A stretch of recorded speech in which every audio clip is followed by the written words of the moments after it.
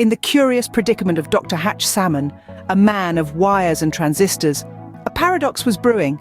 A paradox as baffling as the Bermuda Triangle and as perplexing as a platypus. You see, our dear Dr. Salmon, the wizard of television repair, was embroiled in a battle with a most formidable adversary, his own television. One could say this was a typical evening for Dr. Salmon.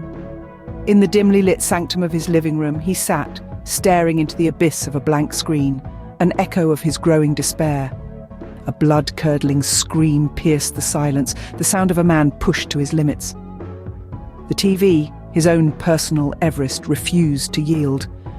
It resisted every trick in Dr. Salmon's book, the unplugging and plugging back in, the antenna gymnastics. Yet it remained as responsive as a rock. In a moment of whiskey-fueled rage, Dr. Salmon launched his glass at the uncooperative appliance.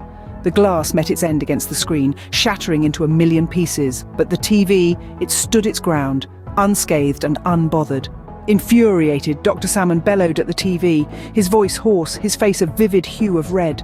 He ranted, he raved, and in his frenzy, he stumbled, landing with a thud on the cold, hard floor. The TV in its stoic silence seemed to look down at him with a cold, dead stare. A wave of inebriation washed over him, his legs turned to jelly, his balance betrayed him, and he collapsed back onto the floor. Dr. Salmon lay there, spent and defeated, his breaths coming in ragged gasps. Suddenly, a loud crash echoed through the room. The TV, his nemesis, exploded into 1,000 pieces.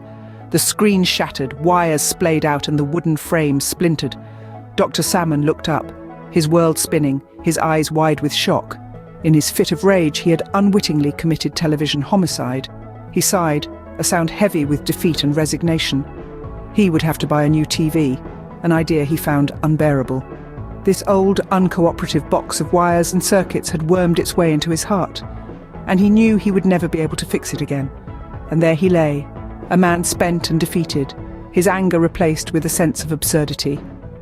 A chuckle bubbled up from his chest, laughter echoing around the room. The irony of it all was not lost on him. Dr. Hatch Salmon, the maestro of television repair, had broken his own TV, a most fitting end to a long and frustrating day.